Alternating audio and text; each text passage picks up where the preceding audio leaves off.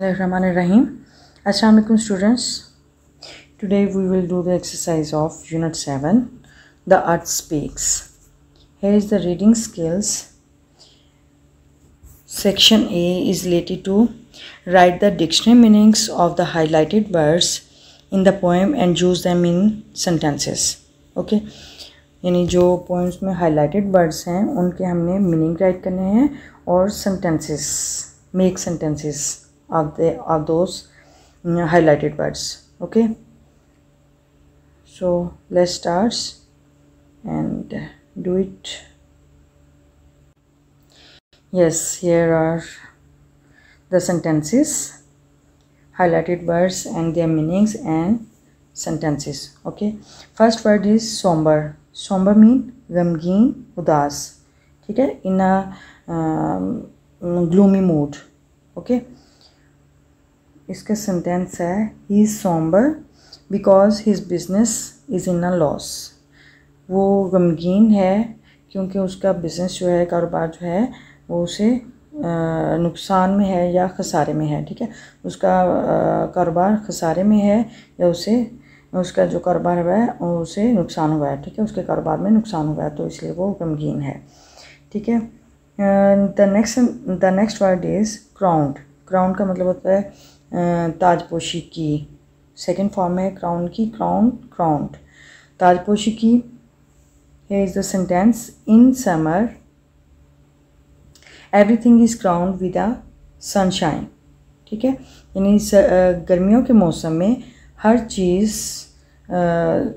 धूप से या सूरज की रोशनी से कवर होती है, या हर जगह पे धूप ही धूप होती है, या हर चीज़ ने धूप का ताज पहना होता है. ठीक है, ये फ्रेजल वर्ड्स हैं. अच्छा, आइसिकल. आइसिकल बर्फ़ से रिलेटेड है. बर्फ़ानी यानी जो भी पानी होता है उसको, यानी विंटर सीज़न में टेम्परेचर कम होने की वजह से वो आइसिकल यानी बर्फ़ में चेंज हो जाता है. ठीक है, तो उसको आइसिकल बोलते हैं, बर्फ़ानी. और here is the sentence is when dripping water freezes it looks like an icicle spear. यानी जब गिरता हुआ पानी फ्रीज होता है, जम जाता है, तो ये एक नुकीले बर्फ़ानी नेज़े की तरह होता है. ठीक है, स्पेयर नेज़े को बोलते हैं और आइसिकल बर्फ़ानी. ठीक है, स्पेयर नेज़ा यानी नेज़ा की जिस तरह नोक निकली होती है वो नुकीला होता है, ऐसे यानी कि जो ड्रिपिंग जो गिरता हुआ पानी है वो दूसरा नुकीली चीज़ की तरह होता है. ठीक है, वो जमी हुई नुकीली शक्ल का होता है, ट्रांसपेरेंट जमी हुई नुकीली शक्ल का होता है. ठीक है, when dripping water freezes it looks like an icicle spear. Okay, the next word is wisely. wisely अक्लमंदी से, दानिशमंदी से. कोई भी काम अक्लमंदी से करना. solve this problem wisely. इस मसले को दानिशमंदी से या अक्लमंदी से हल करें. वर्दी. वर्दी मीन कीमती, like. Your donation will be going to a worthy cause. यानी आपके जो अतियात हैं वो एक काबिले यानी बहुत कीमती कॉज के लिए, बहुत कीमती तहरीक के लिए इकट्ठे किए जा रहे हैं. ठीक है, यानी आपके जो अतियात हैं वो बहुत कीमती तहरीक को जाएंगे. ठीक है, यानी कीमती तहरीक के लिए होंगे. ओके, ये हमारे पास यानी ये हाईलाइटेड जो वर्ड्स थे ये 5 थे. और नेक्स्ट देखते हैं, इसके हमने सेंटेंसेस भी कर लिए. नेक्स्ट देखते हैं हमारे पास एक्सरसाइज में क्या एक्टिविटी है. Let's do it. Yes, here is the B part, reading skill. Comprehension questions. Comprehension questions reading skill में लाजमी आते हैं क्योंकि ये कंप्रीहेंशन क्वेश्चंस ये ऐसी एक्टिविटी है कि जब आप कोई भी लेसन या कोई भी टेक्स्ट रीड आउट करते हो तो उसके एंड पे कंप्रीहेंशन क्वेश्चंस लाजमी होंगे, क्योंकि इससे ही आप पता चलता है कि आप उस लेसन को या उस टेक्स्ट को कितना आप कंप्रीहेंड कर पाए हो या उससे कितना अंडरस्टैंड कर पाए हो। ठीक है, तो ये कंप्रीहेंशन क्वेश्चंस के आप आंसर करोगे तो अंदाज़ा होगा, असेसमेंट होगी, वैल्यूएशन होगी कि आप उस लेसन को कितना अंडरस्टैंड कर पाए हो। ठीक है, तो फर्स्ट क्वेश्चन है how many seasons has the earth gifted us, कि ज़मीन ने हमें कितने मौसम तोहफे में दिए हैं। Name them and describe one season, उनके नाम बताएं और किसी एक सीज़न, एक मौसम के बारे में बयान करें। अच्छा, क्वेश्चन नंबर 2 है what are the changes brought by one each season, यानी हर जो मौसम है वो क्या तब्दीलियाँ लेकर आता है। As the earth has told, जैसा कि ज़मीन ने बताया है। ठीक है, यानी जैसा ज़मीन ने बताया है कि हर मौसम तब्दीलियाँ लेकर तो वो क्या तब्दीलियाँ लेकर आता है। ठीक है, तो ये आपने बताना है। क्वेश्चन नंबर 3 है and all their players and all their fears, यानी उसके सब खुशियाँ, उसके सब खौफ। What does the earth means by this, इस सेंटेंस से या इस लाइन से अर्थ का क्या मतलब है, यानी अर्थ क्या कहना चाह रहे हैं कि इस लाइन से वो क्या बताना चाह रही है। तो ये इसका आंसर करना है आपने। How can we use each season wisely and kindly, हम हर मौसम को कैसे अक्लमंदी और मेहरबानी से या शफ़क़त से इस्तेमाल कर सकते हैं। ठीक है, तो इसका आंसर करना है। क्वेश्चन नंबर 5 है to use my gifts as best you know, मेरे तोहफ़े को इस्तेमाल करें ऐसे बेहतर जैसे कि आप जानते हैं, यानी मेरे तोहफ़े को अपने बेहतरीन तरीके से इस्तेमाल करें। What does the earth wants from us, ज़मीन हमसे क्या चाहती है। How may we encourage others, हम दूसरों को कैसे इनकरेज हौसला अफजाई कर सकते हैं। टू यूज़ अर्थ्स गिफ्ट्स, कि वो ज़मीन के तोहफ़े को इन बेस्ट वे, कि वो ज़मीन के तोहफ़े को बेहतरीन तरीके से इस्तेमाल करें। ठीक है, यानी हम दूसरों को कैसे इनकरेज कर सकते हैं कि वो ज़मीन के तोहफ़ों को बेहतरीन अंदाज से इस्तेमाल करें। क्वेश्चन नंबर 6 है right the main idea of the poem, यानी जो पोएम का मेन आइडिया, जो मरकज़ी ख्याल है, उसके बारे में आपने लिखना है। Okay, let's do it. Yes, here are question answers. First question is how many seasons has the earth gifted us, यानी ज़मीन ने हमें कितने मौसम गिफ्ट किए हैं, तोहफे में दिए हैं।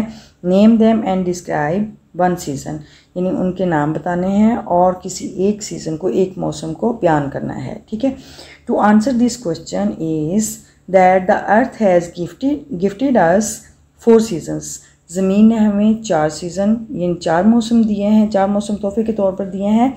They are summer, winter, autumn and spring, यानी वो मौसम गर्मा, मौसम सरमा, बहार, ख़ज़ां हैं। In summer season there is very hot weather, मौसम गर्मा में बहुत गर्मी होती है, गर्म मौसम होता है। Temperature is high in summer season, मौसम गर्मा में दर्जा हरारत बहुत बुलंद होता है। ठीक है, क्वेश्चन नंबर 2 है what are the changes brought by each season as the earth has told. What are the changes, यानी क्या तब्दीलियाँ हैं, ब्रॉट बाय ईच सीज़न, जो हर मौसम लाता है, as the earth has told, जैसे कि ज़मीन ने बताया, यानी हर मौसम क्या तब्दीलियाँ लेकर आता है। To answer this question is as the earth has told that each season brings the changes, ज़मीन ने जैसे कि बताया कि हर मौसम तब्दीलियाँ लेकर आता है। Like in spring season the lilacs bloom, यानी मौसम बहार में लाइलेक्स फूल का नेम है, यानी सफ़ेद और बनफशी कलर के, यानी पर्पल कलर के वो फूल खिलते हैं। वाइल्ड इन ऑटम सीज़न, जबकि मौसम ख़ज़ां में the maple tree is red, जो मैपल ट्री है वो सुर्ख रंग का होता है। इन समर सीज़न, मौसम गर्मा में ऑल क्राउंड विद सनशाइन, हर चीज़ धूप से हर चीज़ ने धूप से ताजपोशी की होती है। एंड इन विंटर, और सर्दियों में मौसम इन विंटर सीज़न, मौसम सरमा में देयर इज़ स्नो एवरीवेयर, हर जगह पे बर्फ़बारी होती है, यानी हर जगह पे बर्फ़ ही बर्फ़ होती है। ओके, क्वेश्चन नंबर 3 है and all their prayer and all their fears, what does the earth means by this, यानी अपनी सारी खुशियों के साथ और सारे उनके जो सारे खौफ हैं उनके साथ इस फ्रेज़ का या इस सेंटेंस का क्या मतलब है जो ज़मीन ने कहा, अर्थ ने कहा, इससे ज़मीन का या अर्थ का कहने से क्या मुराद है। ठीक है, दिस मीन्स इससे मुराद है या इसका मतलब है that there are different players and different fears in each season, यानी हर मौसम में मुख्तलिफ खुशियाँ और मुख्तलिफ खौफ होते हैं। यानी जैसे अगर गर्मी है तो गर्मी में टेम्परेचर हाई है, उसका यानी फियर ये होगा कि बहुत ज़्यादा गर्मी होती है और यानी पानी की कमी हो जाती है और अक्सर यानी कि बीमारियां अक्सर सनस्ट्रोक हो जाता है और यानी इसके फेयर्स हैं। और प्लेयर्स के उसमें स्विमिंग हो सकती है, उसमें दूसरा मौसम एंजॉय करते हैं। जो चीज़ें हम समर सीज़न विंटर सीज़न में हम इंजॉय नहीं कर सकते वो हम इस सीज़न में बहुत अच्छे से इंजॉय कर सकते हैं। तो ये हमारी प्लेयर्स हैं। हर मौसम के ऐसे ही हर मौसम के different players and different fears होते हैं। ठीक है, तो this means that there are different players and different fears in each season. The earth means to this sentence. Okay, question number 4 is how can we use each season wisely and kindly। हम हर मौसम को कैसे अक्लमंदी से और प्यार मोहब्बत से इस्तेमाल कर सकते हैं या शफ़क़त से इस्तेमाल कर सकते हैं। To answer this question is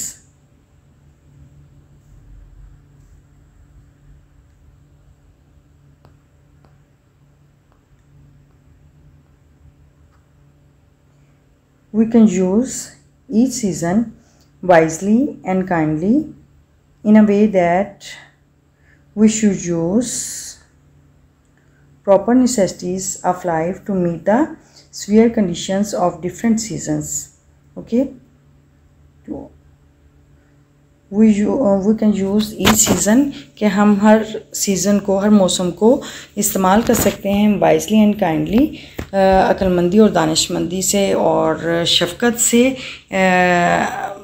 यानी खुलूस से, इन अ वे इस तरीके से इस अंदाज से that we should use proper necessities कि हम मुनासिब ज़रूरियात ज़िंदगी को इस्तेमाल करने कि हमें ज़रूरियात ज़िंदगी को इस्तेमाल करना चाहिए to meet the severe conditions of, हमें जो सख्त शदीद हालात होते हैं किसी भी मौसम की शिद्दत को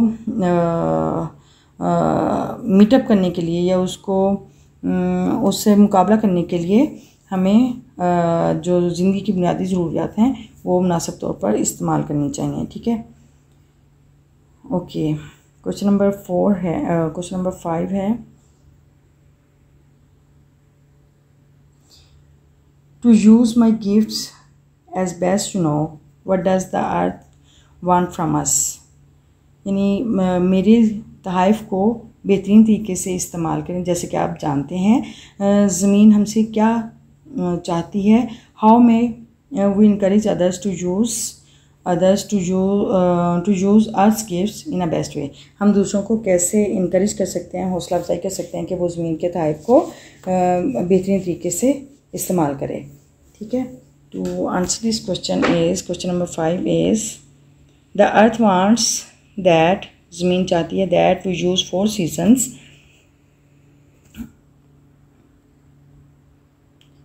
4 seasons which are gifted by the earth, यानी 4 मौसम जो ज़मीन ने हमें गिफ्ट किए हैं, जिन तोहफे में दिए हैं, इन अ वे इस तरीके से to enjoying their richness and beauty, यानी उनके जो खूबसूरती है या उनकी एक कह लें ज़रखेज़ी है या उनका जो शिद्दत है उसको एंजॉय करना चाहिए।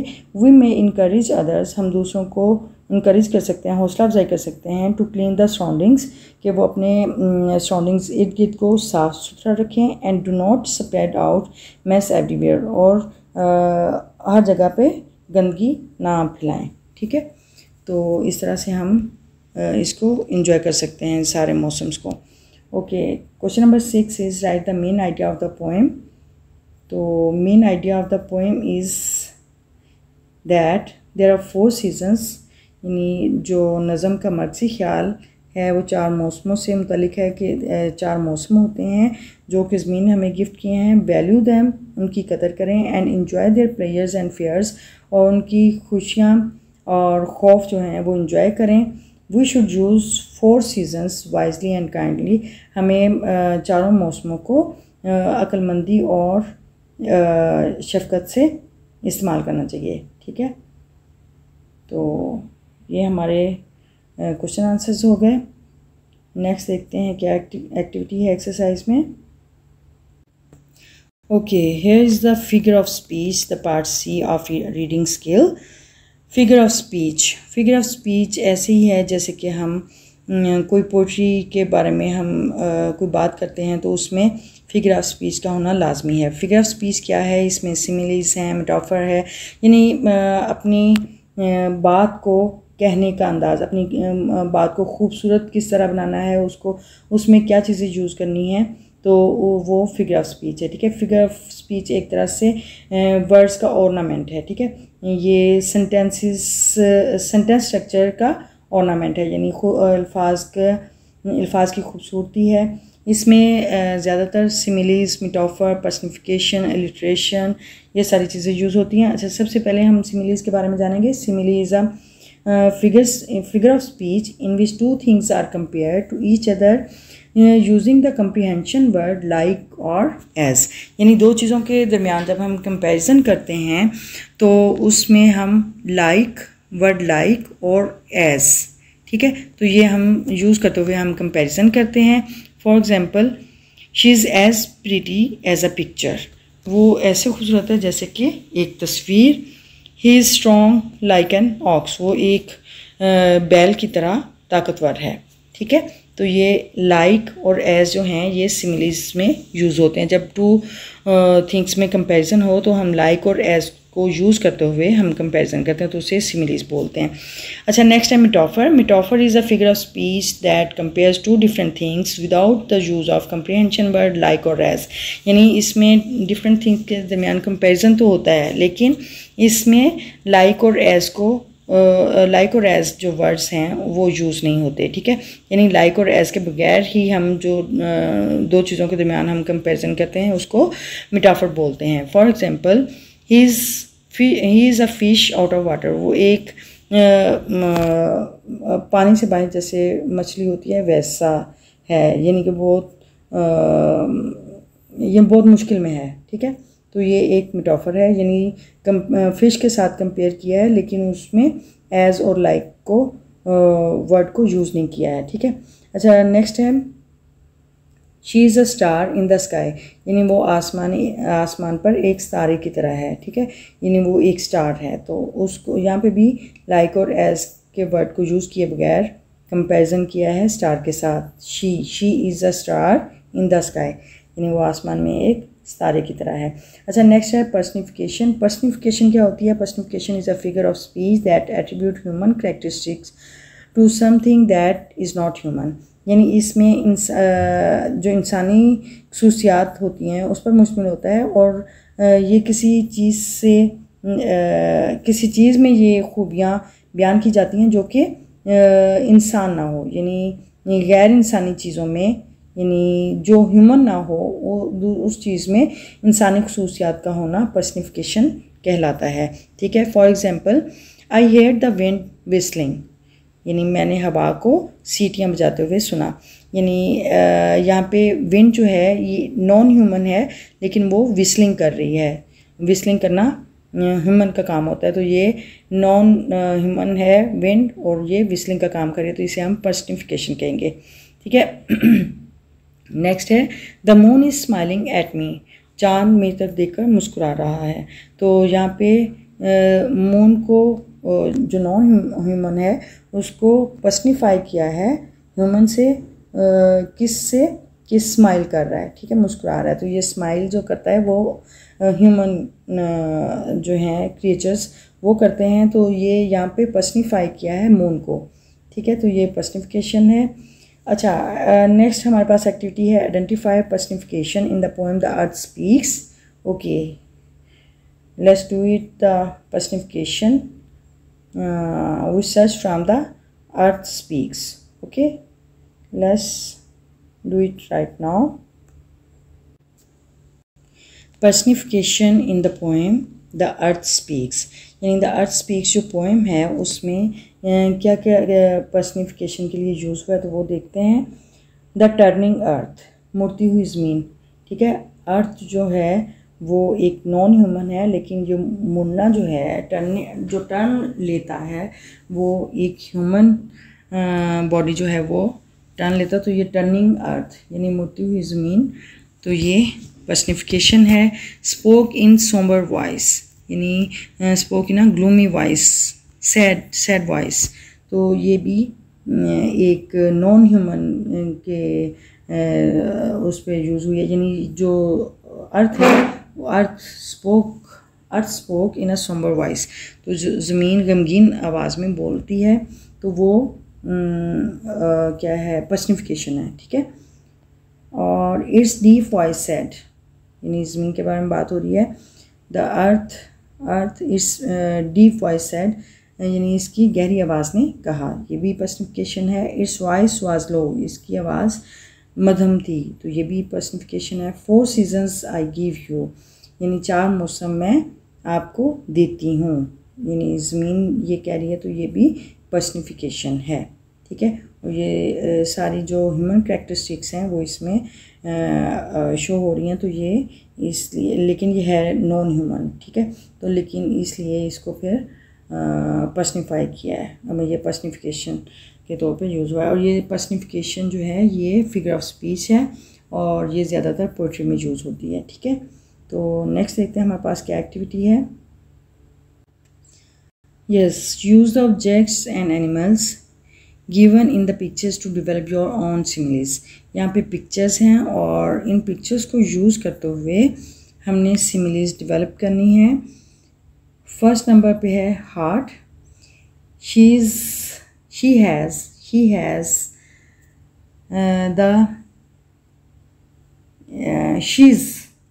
she's sweet, she is pure as heart, okay. The next is flower, and we can say that she is as pretty as flower, she is as beautiful as flower, okay. The next one is honey bee, and here we can say that she looks like as honey bee, maybe his clothes styles, she looks like as honeybee, okay. Then there is a fox. Fox means very clever animal. He's as clever as fox. The next one is owl, and owl is always related to weakened persons, and we can say that he awakes a whole night like an owl, okay. The next one is the lion. The lion is the sign of bravery, and we can say that he is as brave as a lion, okay. यहाँ पे हमने ये similes भी develop की हैं, और हमारी reading skill जो है वो हमारा सेक्शन कंप्लीट हुआ. नेक्स्ट हम वोकैबुलरी एंड ग्रामर के बारे में हम ये एक्सरसाइज का पार्ट देखेंगे. तो आज इस वीडियो में, रीडिंग स्किल्स की वीडियो में, अगर आपने कुछ मुफीद सीखा है तो मेरी वीडियो को लाइक, शेयर एंड कमेंट कर दें और support my channel. And if you are the new one on this channel, please subscribe my channel, and don't forget press the bell icon button so that you may receive the new notification of new lessons. Remembers means your prayer. Okay, see you soon in the next video. Till then, Allah Hafiz.